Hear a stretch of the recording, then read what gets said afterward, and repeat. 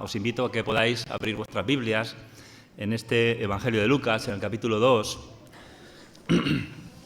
y en el versículo 21 vamos a leer del versículo 21 al versículo 35. Lucas 2,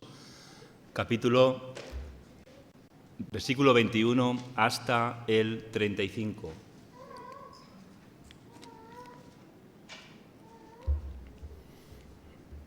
Dice el evangelista Lucas que cumplidos los 8 días para circuncidar al niño, le pusieron por nombre Jesús, el cual había sido puesto por el ángel antes que fuese concebido.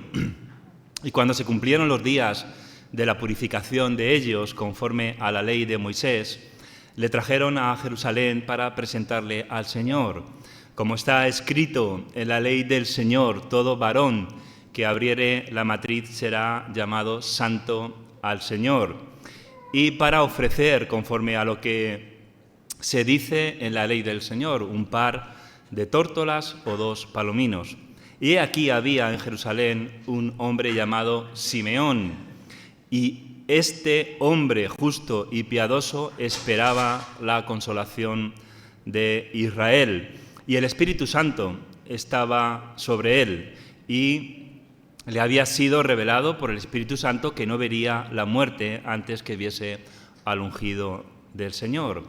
Y movido por el Espíritu vino al templo, y cuando los padres del niño Jesús lo trajeron al templo para hacer por él conforme al rito de la ley, él le tomó en sus brazos y bendijo a Dios diciendo: Ahora, Señor, despides a tu siervo en paz conforme a tu palabra, porque han visto mis ojos tu salvación, la cual has preparado en presencia de todos los pueblos, luz para revelación a los gentiles y gloria de tu pueblo Israel.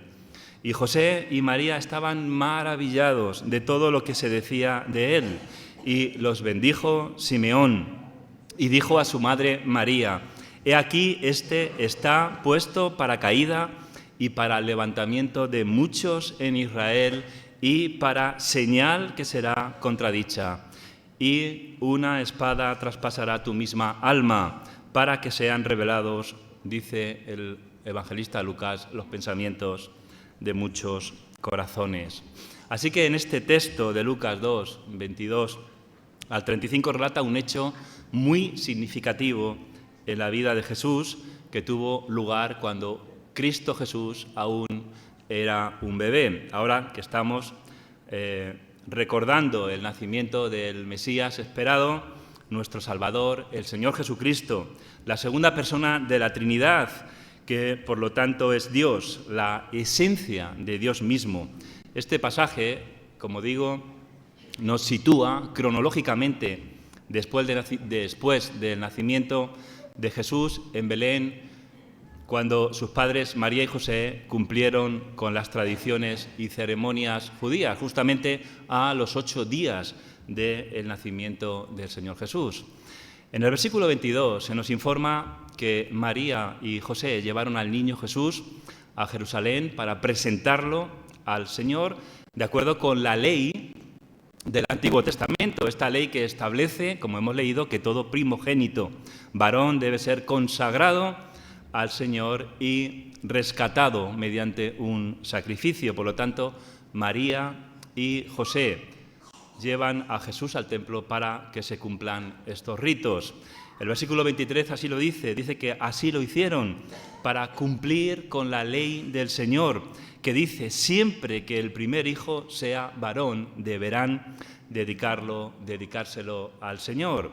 También fueron a ofrecer el sacrificio que manda la ley del Señor, un par de tórtolas y 2 palominos. Dice el versículo 25, también se nos introduce un personaje llamado Simeón, como acabamos de leer, después hablaremos de él un poco, y dice que este hombre era justo y piadoso. La Escritura lo describe como inspirado o movido por el Espíritu Santo y había sido informado por Dios de que vería al Mesías justamente antes de él morir. Es en este contexto que se encuentra en el templo cuando María y José traen a Jesús. Cuando Simeón ve a Jesús, dice el relato de Lucas que lo toma en sus brazos y que bendice a Dios, reconociendo que ha visto al Salvador prometido. Simeón alaba a Dios por permitirle ver la salvación y la luz para todas las naciones, como dice el texto, a través de Jesús. Y dice que Jesús será tanto una señal de contradicción como una fuente de sufrimiento para muchas personas. Le dice a María que su corazón será atravesado por una espada, haciendo alusión, seguramente, con toda seguridad, al dolor que ella experimentará al presenciar el sufrimiento y la muerte de su Hijo Jesús. Versículos 34 y 35 dice que Simeón los bendijo y le dijo a María, la madre de Jesús: este niño ha sido enviado para hacer que muchos caigan o se levanten en Israel. Él, Jesús, será una señal y muchos, dice, se le opondrán. Así se conocerán las intenciones de cada uno. Esto será para ti, le dice a María, como una espada que atravesará el alma. Así que este pasaje, con un último encuentro, continúa con una mujer llamada Ana, una viuda, dice el texto, de edad avanzada, que era conocida en el templo por su devoción y también era conocida por su adoración continua.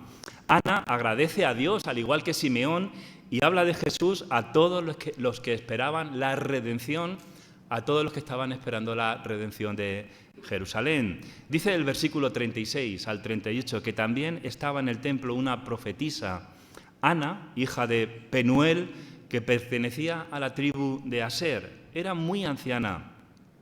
Cuando era joven, relata Lucas, había vivido con su esposo 7 años, pero entonces quedó viuda y ahora ya tenía 84 años de edad. Nunca salía del templo, se pasaba noche y día adorando a Dios con ayunos y oraciones. Ana llegó también en aquel mismo momento, dice el evangelista Lucas, justo cuando entraban María, José y el niño, y dice que dio gracias a Dios y comenzó a hablar del niño a todos los que esperaban que Dios libertara a Jerusalén. Así que este pasaje que estamos tratando esta mañana es una demostración de la importancia de Jesús desde su nacimiento y cómo su presencia divina fue reconocida incluso desde su infancia. Si vamos un poco a analizar el texto, y a mí me gusta releerlo porque creo que es la mejor manera de que podamos fijar en nuestra mente y también en nuestro corazón lo que dice la palabra. Me gusta, por eso, transmitirlo así y releerlo, porque a veces lo leemos así como de pasada y parece que lo olvidamos enseguida. Dice de nuevo el versículo 21, cumplidos los 8 días para circuncidar al niño, le pusieron por nombre Jesús, el cual había sido puesto por el ángel antes que fuese concebido. Y cuando se cumplieron los días de la purificación de ellos, conforme a la ley de Moisés, le trajeron a Jerusalén para presentarle al Señor. Como está escrito en la ley del Señor, todo varón que abriere la matriz será llamado santo al Señor. Y para ofrecer, conforme a lo que dice la ley del Señor, un par de tórtolas y 2 palominos. Así que lo primero que encontramos en estos 2 versículos son 2 rituales. En primer lugar, hablaremos de la purificación y seguidamente hablaremos brevemente de la circuncisión. Parece, por Levítico, capítulo 12, y versículos del 1 al 6, que durante los primeros 7 días, toda mujer que daba a luz un niño era considerada inmunda. Y cualquier persona que la tocara o hablara con aquella mujer era contaminada y quedaba igualmente inmundo. Así que estaban obligados a presentar en el templo una ofrenda que la Biblia llama de purificación. Después de estos 7 días tenía que estar otros 33 días más en casa sin poder acudir al culto público. Eso en el caso de que fuera varón, pero en el caso de que fuera hembra se multiplicaba por 2, lo cual suponía 80 días. Es decir, que en el sentido más literal, la ofrenda limpiaba la mancha que la ley pues había puesto sobre la mujer. Y entonces la mujer recuperaba la pureza y limpieza que tenía antes. La ofrenda, dice la palabra, que consistía en un cordero de 1 año como holocausto y un palomino o tórtola como ofrenda por el pecado. Esto para los que estaban en mejores circunstancias económicas.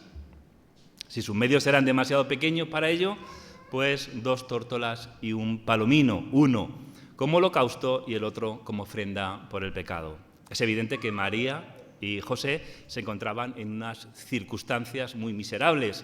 Jesús relata el Evangelio que había venido a nacer de la manera más humilde. Me parece importante decir que Lucas menciona la purificación no como una costumbre de los judíos, no, sino como una institución divina, para que no caigamos en la tentación de decir, pues vaya costumbre, ¿no?, que tenían estos judíos. No, era la ley del Señor. Ahora, ¿era necesaria la purificación en María en comparación con las demás madres? María no fue contaminada ni inmunda con el nacimiento de este niño Jesús. ¿Por qué? Porque lo que nacía de ella era cosa santa.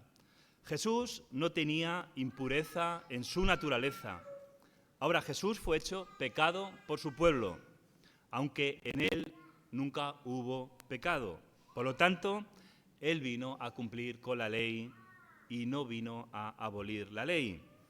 En cuanto a la circuncisión, ya encontramos textos que nos hablan de la circuncisión en Génesis, en el capítulo 17, y en el versículo 12 dice que de generación en generación todo varón deberá ser circuncidado a los 8 días de edad, tanto los nacidos en casa como los comprados a extranjeros, incluso los que no sean, dice, de tu descendencia. Y este acto de la circuncisión obedece al pacto que Dios hizo con Abraham. Dios le dice, el pacto que voy a hacer contigo es este, serás el padre de muchas naciones, te daré muchísimos descendientes, de modo que de ti saldrán reyes y naciones.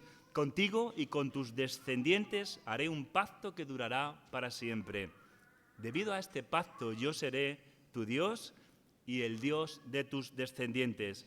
A través de todos los tiempos, tú y tus descendientes obedecerán este pacto. Y a continuación añade, todos los varones que haya en tu pueblo deberán ser circuncidados. Todo este pacto que Dios hace con Abraham y que lo acabo de resumir, lo podéis encontrar en el capítulo 17 del Génesis. Por lo tanto, Jesús vino a nacer bajo la ley y, como dijera el apóstol Pablo a los Gálatas, en su capítulo 4 y en el versículo 4, dice que cuando llegó el cumplimiento del tiempo, Dios envió a su Hijo, nacido de mujer, y dice que nacido bajo la ley.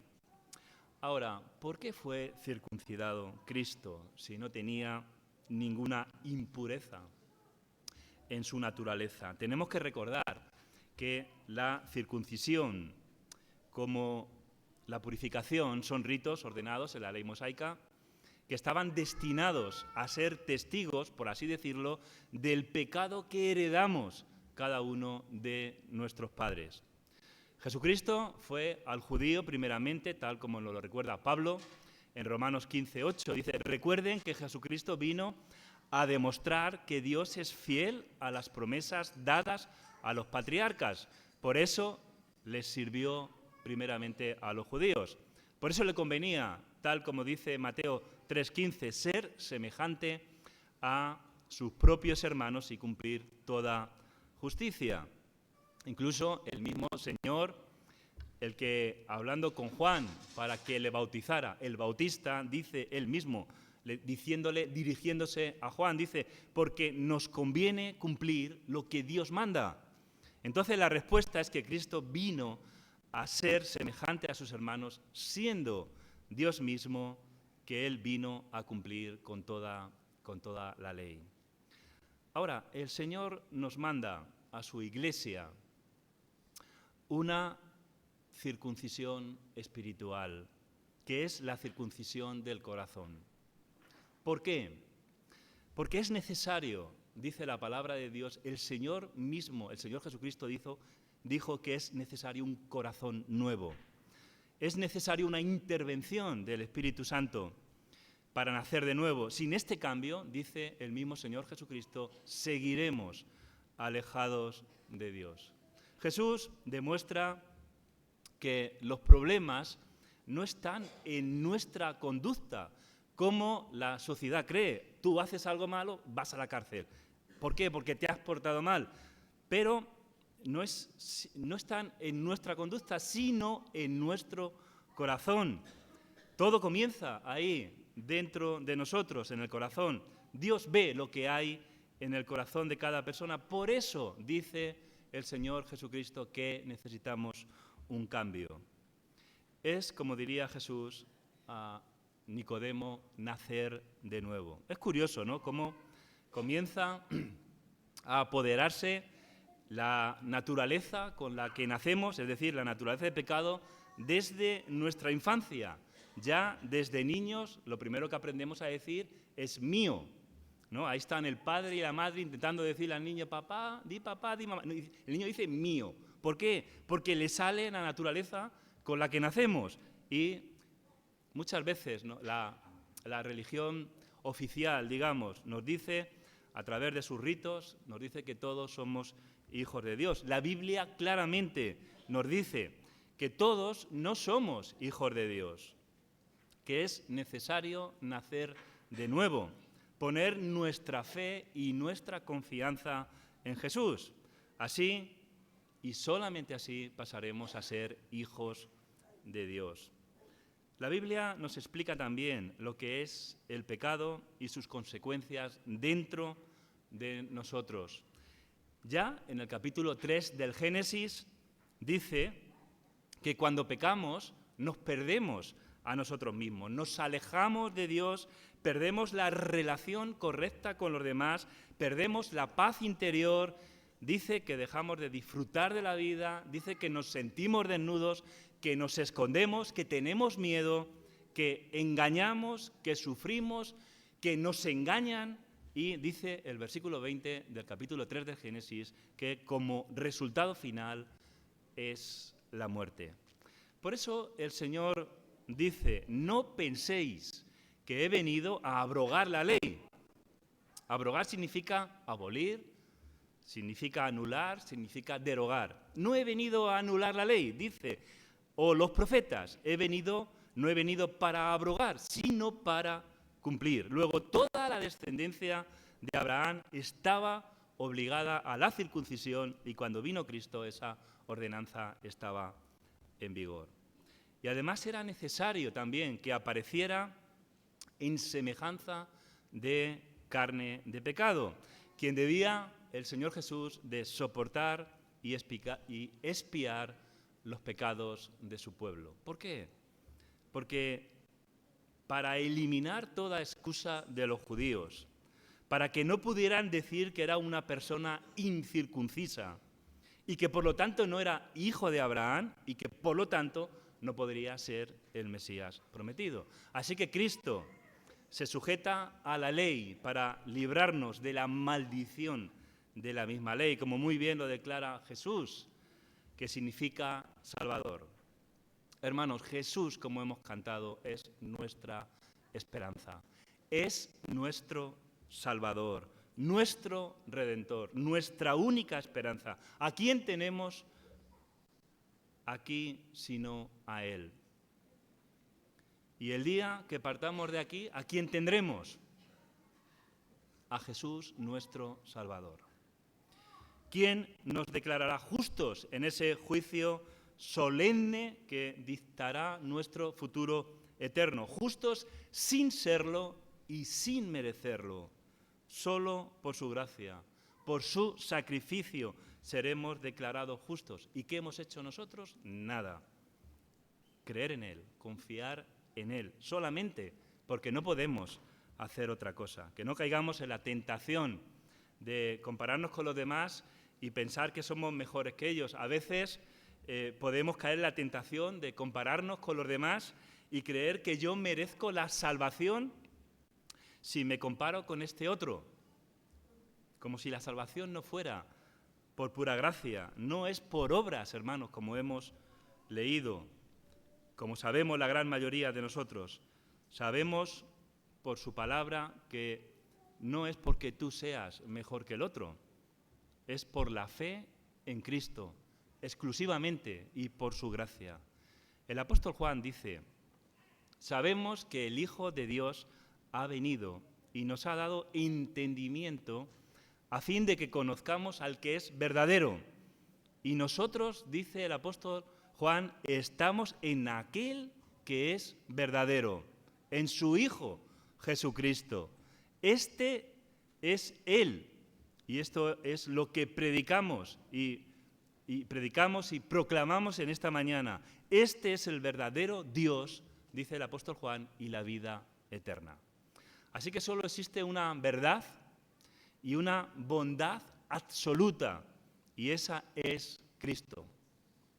Y no pensemos que merecemos nada, no pensemos que somos más que los demás o porque llevamos muchos años en la Iglesia, pues adquirimos algún derecho sobre los demás. Es, como dice la palabra de Dios, por pura gracia. Cristo vino a cumplir la ley siendo el único santo, santo, santo. Y nuestro mayor objetivo aquí ha de ser nuestra santidad. Nuestra salvación y la vida eterna es un regalo del Señor para aquellos que ponen exclusivamente su confianza en Él.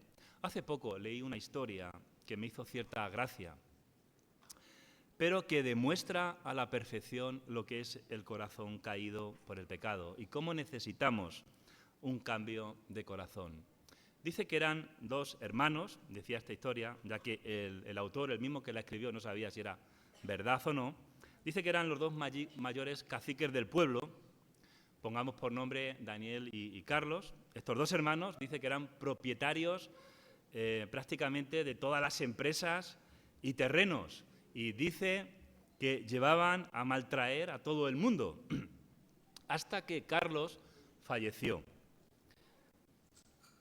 Ahora, Daniel, el hermano, tenía, dice, un carácter que quería comprar a todo el mundo, así que se fue a hablar con el responsable de la iglesia y le prometió una cantidad muy importante de dinero si afirmaba en el entierro que su hermano era un santo.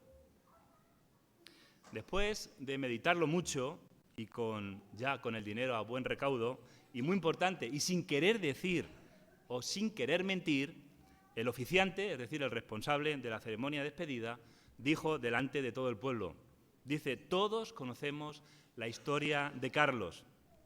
Era mujeriego, era un ladrón, tenía mal carácter, hacía sufrir, dice, a mucha gente y engañó, dice, todo lo que pudo y más. Ahora, tengo que deciros la verdad, comparado con su hermano, era un santo. Así que, imaginaos la cara que le quedó al hermano. Para aquellos que no hayan entregado su vida a Cristo, la Biblia dice que es necesario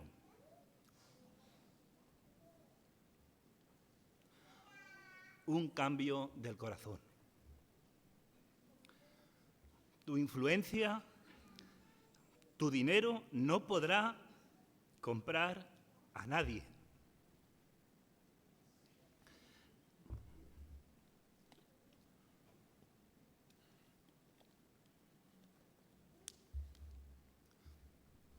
En el día del juicio, a nadie.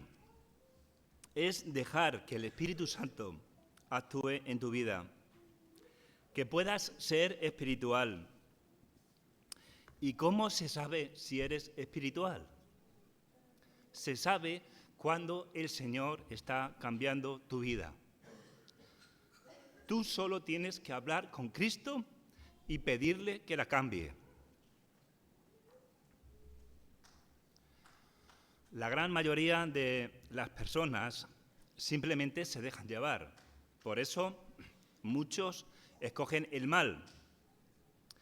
Para elegir a Cristo hay que tomar una decisión. Por eso tienes que enfrentarte a esa decisión. Eso es demasiado, ¿no?, para muchos, porque lo más fácil es dejarse llevar por la corriente de este mundo, ¿verdad?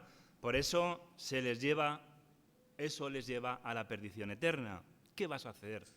¿Qué vas a hacer tú? ¿Te vas a dejar llevar por la corriente o vas a decidir seguir a Cristo? Nadie podrá tomar una decisión por ti, nadie. Tú solamente eres el responsable, es tu responsabilidad. Seguimos con la exégesis de nuestro texto. Dice que, versículo 25, que he aquí había en Jerusalén un hombre llamado Simeón, y este hombre justo y piadoso esperaba la consolación de Israel, y el Espíritu Santo estaba sobre él.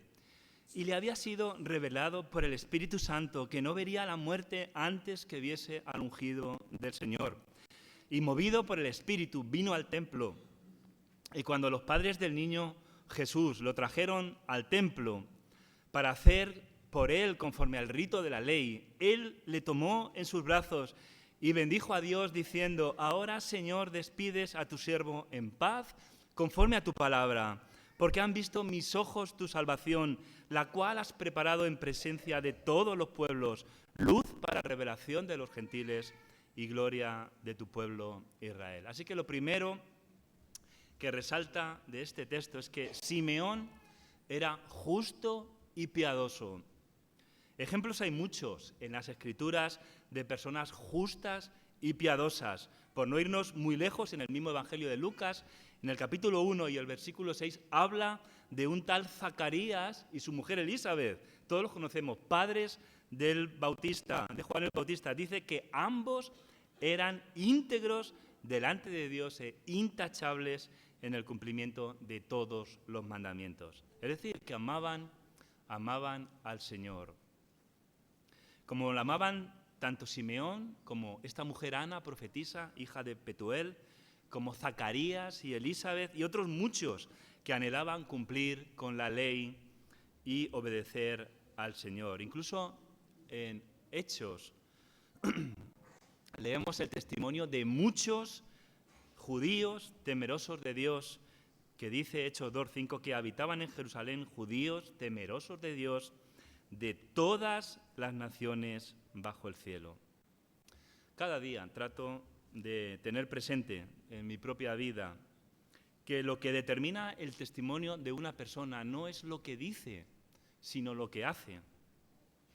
Cosa que trato de aplicarme, como digo, a mí mismo en primer lugar, pero fallo continuamente, porque a veces me olvido de quién soy y de lo que Jesús ha hecho por mí, y tengo que acudir una y otra vez continuamente a la sangre de Cristo a por limpieza por mis pecados, como cada uno de los que estamos aquí. Querido hermano, tu testimonio es lo que vives, es lo que vives. Y eso no es solo cosa de aquellos que tienen cierto ministerio en la iglesia o tienen cierta responsabilidad, no. Es cosa de todos, de cada uno, de todos los que hemos nacido de nuevo. Eso es lo que determina nuestro testimonio, lo que hacemos, no lo que decimos. Podemos decir muchas cosas. Este Simeón, que no hay constancia, pero parece que se desconoce quién era. Lucas hace más énfasis no en quién era, sino en lo que era. Y según la palabra, era justo y piadoso, era santo para con Dios. Y el Espíritu Santo dice que estaba sobre él.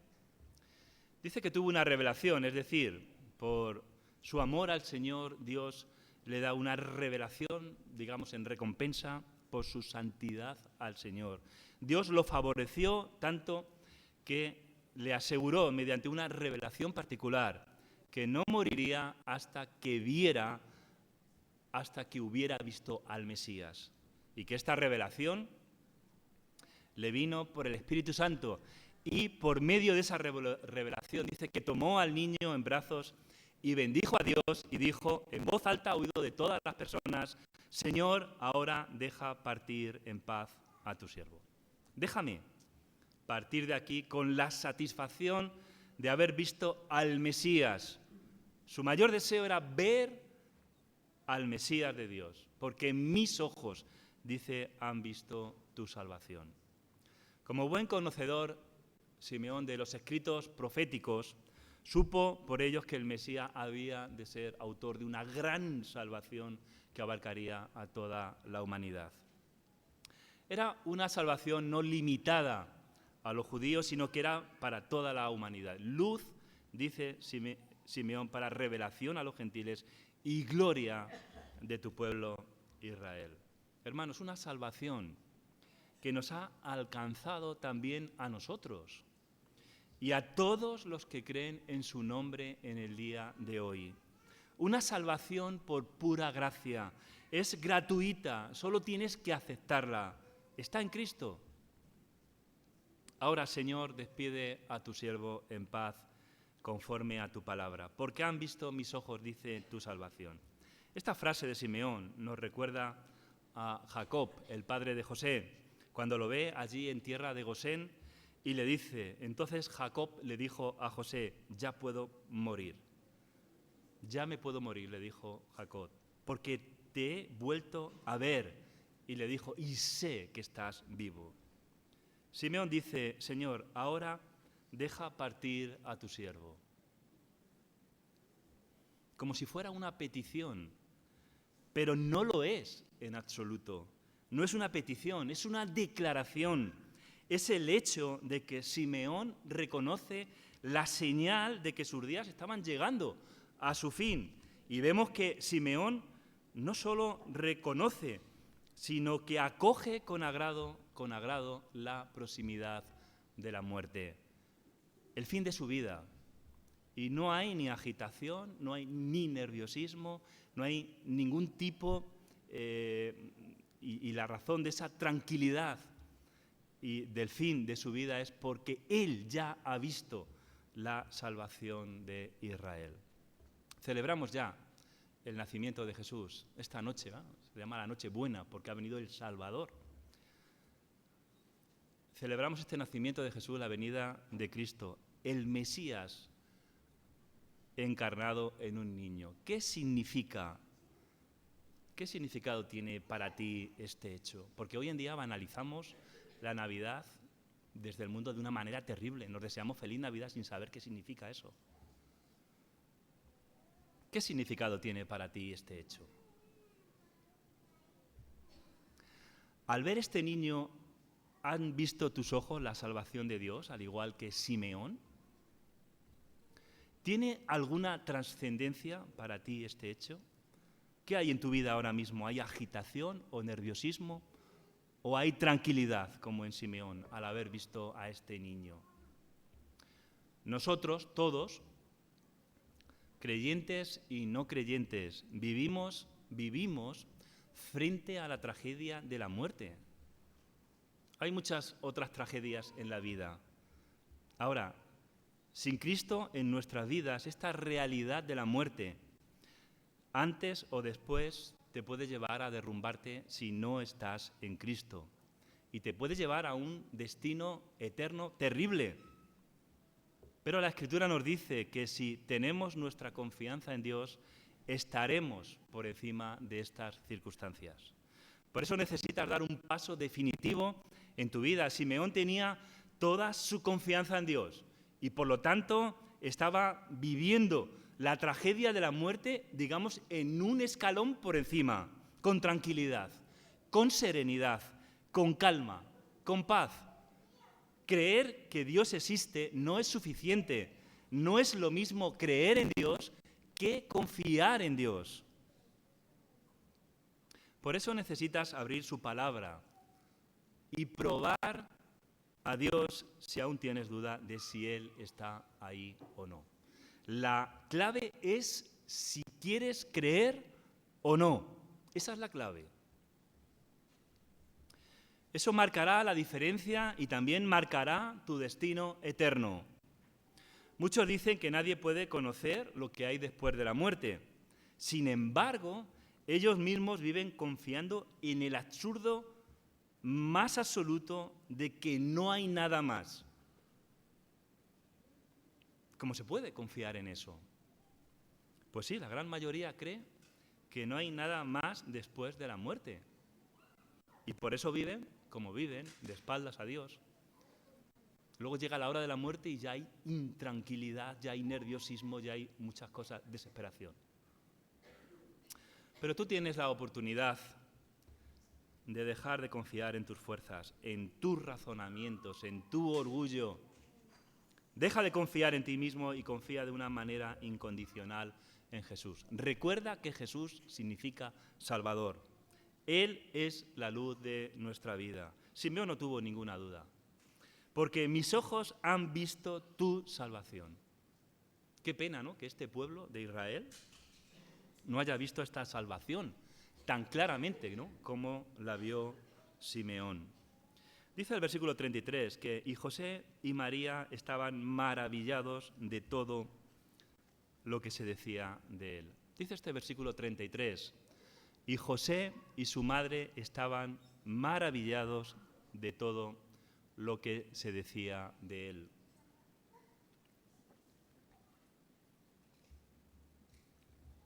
Me gustaría que pudierais fijar vuestra atención, ya estamos terminando, en estas palabras que aparece aquí, la palabra maravillados. No es que aquellas cosas que dijera Simeón, pues le fueran a José y a María, le fueran nuevas o le fueran extrañas, porque ellos conocían las cosas que estaban predichas del Mesías y lo que se había hablado acerca de Jesús, ya sea antes o después de su nacimiento, o cómo el ángel se les apareció a ambos, o por el testimonio de Zacarías o de Elizabeth, o por el ángel a los pastores, etc. Pero aquí dice que se maravillan de un extraño, o de que un extraño, como era Simeón para ellos y para el niño, al entrar al templo, en ese preciso instante, tal revelación pudiera recibir a aquel hombre y pudiera decir las cosas que dijo. Y es que muchas veces achacamos a la suerte y achacamos a no sé qué cosa lo que nos pasa en nuestra vida, pero es el Espíritu Santo en el que en cierto momento de nuestra vida prepara, como preparó aquel instante cuando María y José iban a entrar con el niño al templo, que el Espíritu Santo preparó a aquel hombre Simeón para que declarara aquellas cosas, porque ellos, ya hemos dicho, que conocían ya todo lo que se había dicho acerca del niño. Y es que, hermanos, es difícil encontrarse con Jesús y no quedar maravillado. En los evangelios hay muchos ejemplos de personas que quedaron maravilladas con Jesús, muchos. Mateo relata un hecho en la vida del Señor cuando regresa a su ciudad natal en Jerusalén y comienza a enseñar en la sinagoga.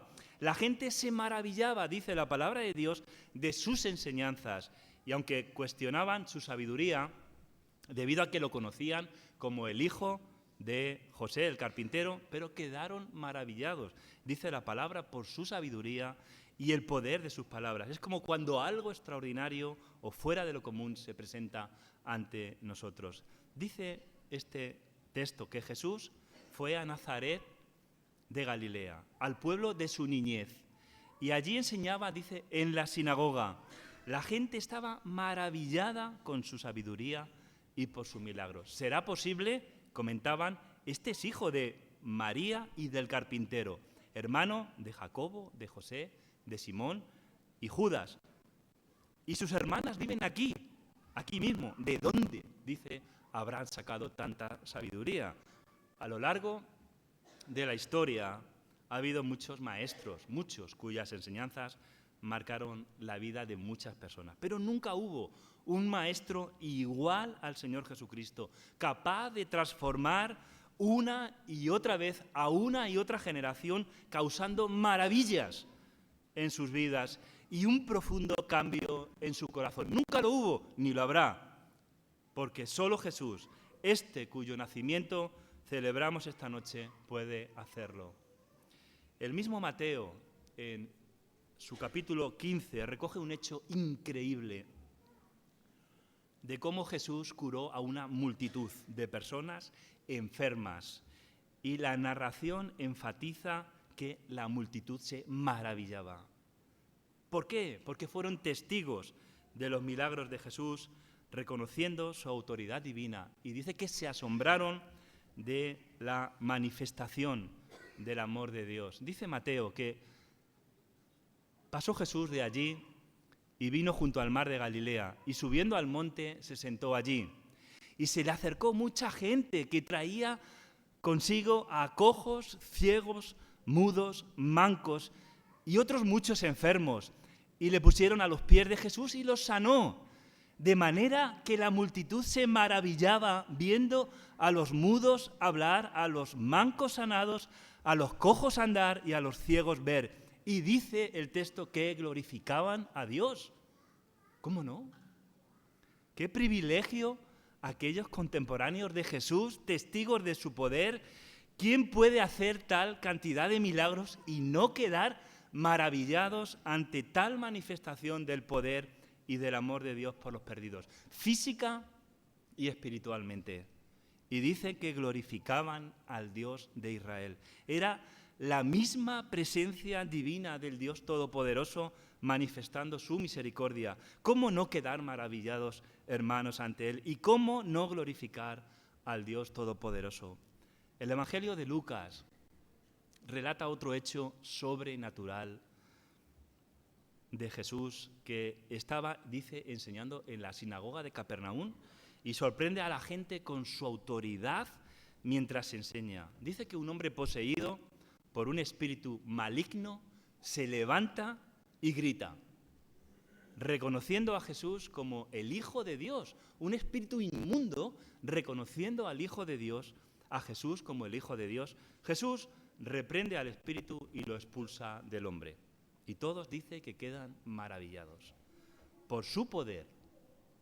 Y la noticia dice que se extendió por toda Galilea y a Jesús le salieron muchos seguidores. Dice el texto, descendiendo Jesús a Capernaum, ciudad de Galilea, dice que les enseñaba en los días de reposo, algo que estaba prohibido, ¿verdad? Y se admiraban, dice, de su doctrina, porque su palabra era con autoridad. Estaba en la sinagoga un hombre que tenía un espíritu de demonio inmundo, el cual exclamó a gran voz diciendo, déjanos, ¿qué tienes con nosotros, Jesús Nazareno? Has venido para destruirnos. Yo te conozco quién eres, el Santo de Israel. Dice este espíritu, y Jesús le reprendió diciendo, cállate y sal de él. Entonces el demonio, derribándole en medio de ellos, salió de él y no le hizo daño alguno. Y añade Lucas, atención a lo que dice ahora, dice que estaban todos maravillados. Y hablaban unos a otros diciendo, ¿qué palabra es esta? Que con autoridad y poder manda a los espíritus inmundos y salen. Su fama dice que se difundía por todos los contornos. Todos aquellos que tuvieron el privilegio de cruzarse con Jesús quedaron maravillados por su poder, por su autoridad, por su amor, por su misericordia. Y dice la palabra de Dios que no podían por menos que glorificar, que dar gloria al Dios de Israel. La pregunta que te tengo que hacer en esta mañana es esta. ¿Estás tú maravillado del Señor Jesucristo? ¿O simplemente hay indiferencia hacia Él? Mi consejo es lee la Biblia y prueba que Jesús es maravilloso, sin igual. No hay otro como Él. Lo más genial que te puede pasar, que te puede ocurrir en tu existencia, lo mejor que te puede ocurrir es conocer a Jesús, es amar a Jesús, el cual, dice la palabra de Dios, hasta los espíritus inmundos declaran que es Dios. Jesús es Dios. Algunos dicen que la fe en Jesús es una imposición, dicen, de los más mayores a los más jóvenes. Sin embargo, hoy en día hay muchos países donde muchas personas jóvenes y mayores son capaces de entregar sus vidas por defender su fe en Jesús sin que nadie les obligue a hacerlo. Y todo ello porque quedaron maravillados de Jesús, nuestro Salvador. Hay muchas personas que buscan a Dios cuando creen que la vida se les escapa. Y yo lo he visto. Cuando se están muriendo o los momentos difíciles de la vida, hacen exclamaciones o dicen frases desde lo más profundo de su alma para poder encontrarlo, porque no saben cómo hacerlo. Pero sí creen en esos momentos que Él puede o que tiene poder para cambiar esa situación que están atravesando. No es necesario que llegues al final de tus días. La Biblia te dice que Jesús es el Señor. Tu esperanza, tu dicha, puede estar en Él, en Cristo. En palabras de la Nueva Versión Internacional, dice este versículo que Simeón le dio su bendición y dijo a María, la madre de Jesús: este niño está destinado a causar la caída y el levantamiento de muchos en Israel y a crear, dice, mucha oposición, a fin de que se manifiesten las intenciones del corazón, las intenciones de muchos corazones. En cuanto a ti, dice, como ya hemos leído, a María, una espada atravesará tu alma. Simeón los bendice y luego se dirige a María y le dice que muchos se ofenderán con él y caerán. Es decir, por su incredulidad caerán. Y que otros deben surgir mediante la fe en él, la verdadera vida espiritual. Esto lo vemos, por ejemplo, en el caso de los fariseos y los escribas, la caída. En el caso de los publicanos y los pecadores, el levantamiento. En el caso de Pablo, primero la caída y luego el levantamiento. En el caso de Israel, Pablo, Dios mismo, pero Pablo dice en Romanos 10:21, pero acerca de Israel dice: todo el día extendí mis manos a un pueblo rebelde y contradictor. Incluso Pablo llega a decir de este pueblo en Romanos 11:11, digo pues, ¿han tropezado los de Israel para que cayesen? En ninguna manera. Pero por su transgresión vino la salvación a los gentiles, para provocarle, dice Pablo, a celos. No lo sabemos, pero quizá este sea el camino de los celos, puede ser el camino por el que Israel recupere lo que ya ha perdido. El niño Emmanuel iba a ser él mismo, dice Simeón, una señal. Pero la señal no iba a ganar aceptación, sino que debía soportar la contradicción de los pecadores. Hebreos dice: considerad aquel que sufrió tal contradicción de pecados contra sí mismo. Queridos amigos, queridos hermanos,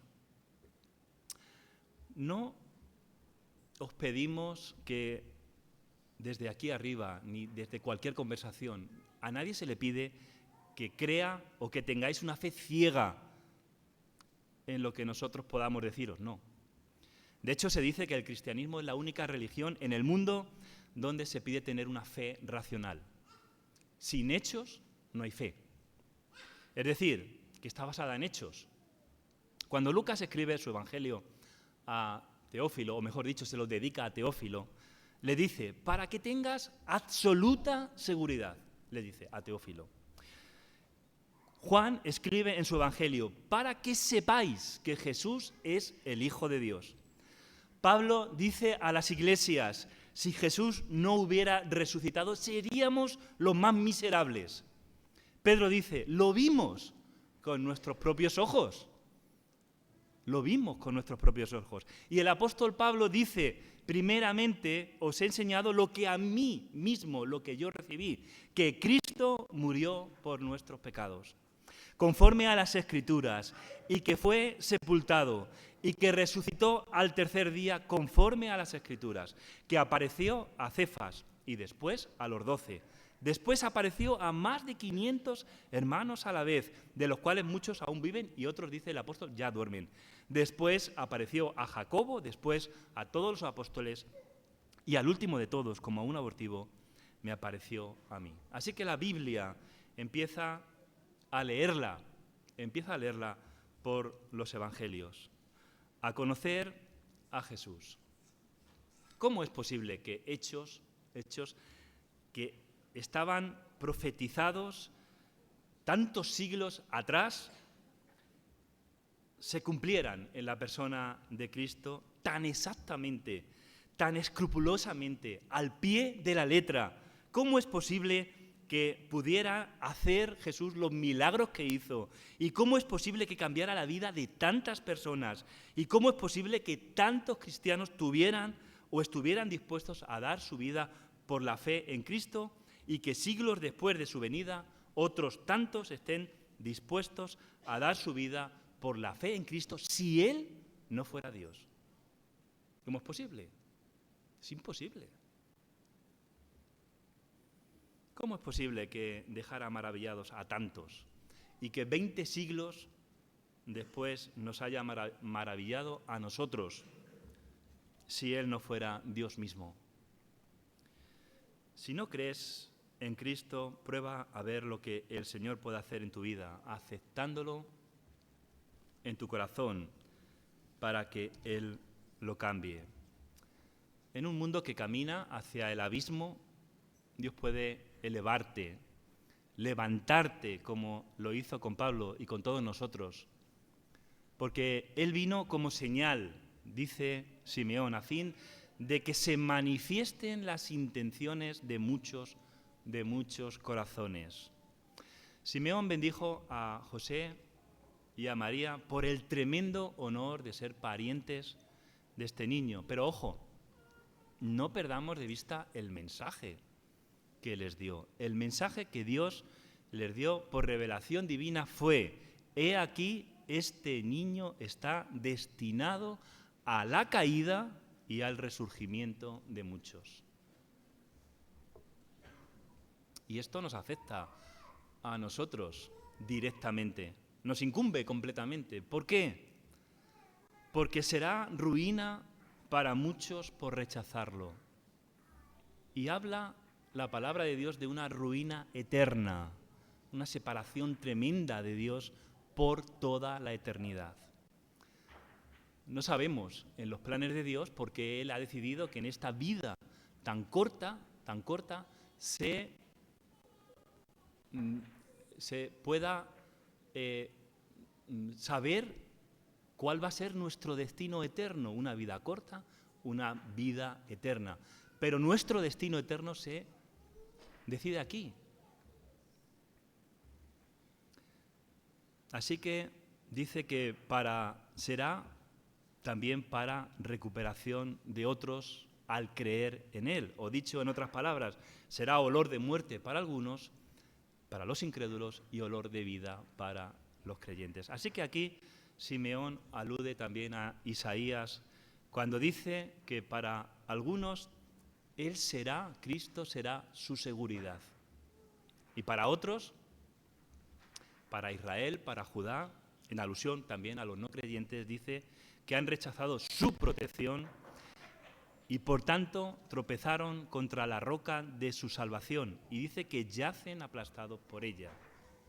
La presencia de Dios entre ellos, dice Isaías, los ha puesto en peligro. Y tanto, están perdidos si no aceptan a Cristo. Nuestra misión es predicar a Cristo. Y yo te pregunto en esta mañana, ¿de qué lado estás tú? Yo sé que Cristo es mi Salvador, he puesto mi confianza en Él. Y un día no sé si será más pronto o más tarde, no lo sé. Lo que es seguro es que un día me tendré que presentar delante de su presencia. Y Él me dirá, adelante, así lo hará. Entra en mi reposo, de lo cual yo estoy seguro, como la gran mayoría de los que estamos aquí. Seré declarado justo sin serlo. Al creer en Cristo me será dada la justicia que Él ha ganado en la cruz por mí. ¿En qué lado estás tú?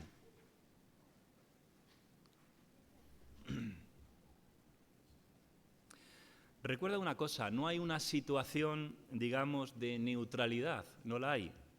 No existe la neutralidad, no hay un punto neutro entre estar con Cristo o estar sin Él. El pecado te convierte en enemigo de Dios, te convierte en esclavo del mal y del diablo. El pecado te llena de vacío, de desesperación. Dice el autor desconocido a los Hebreos, en el capítulo 4, versículos 6 y 7, dice, aunque todavía falta que algunos entren en este reposo, y los primeros a quienes se les anunció las buenas noticias no entraron por causa de su desobediencia, Dios volvió a fijar un día, dice que es hoy, 24 del 12 del 2023, que es hoy, cuando mucho después declaró por medio de David lo que ya se ha mencionado. Si oyereis hoy su voz, no endurezcáis vuestros corazones. Amén. No endurezcáis vuestros corazones. Si sientes que el Señor te está llamando a la puerta de tu corazón, déjale entrar. Si sientes que Jesús está impactando tu vida a través, no del que habla, a través de su palabra, no te resistas, entrégate al Señor. La mayoría de los que estamos aquí ya hemos dado testimonio de fe, de creer en Jesús como Señor y Salvador, la mayoría. Pero yo no sé si, ni conozco si es así en todos los que estamos aquí en esta mañana, si hay alguien que aún no ha entregado su vida al Salvador. Ahora tiene una gran oportunidad de hacerlo. Si el Señor te ha hablado en esta mañana, si te ha maravillado su palabra, su poder, sus hechos, si te ha impactado Jesús, si decides que quieres abrir la puerta de tu corazón a Él en esta mañana, sin ningún tipo de vergüenza puedes levantarte de tu banco para que todos podamos alegrarnos contigo. Hace 35 años, un predicador al frente hizo un llamamiento. Y yo me levanté.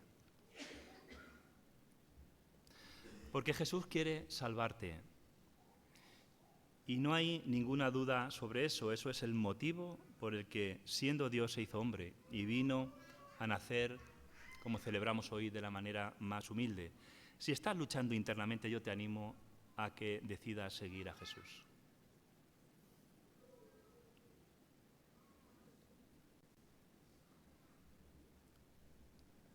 Creo que es la mejor decisión que puedes tomar en tu vida, venir a Cristo Jesús. Amén.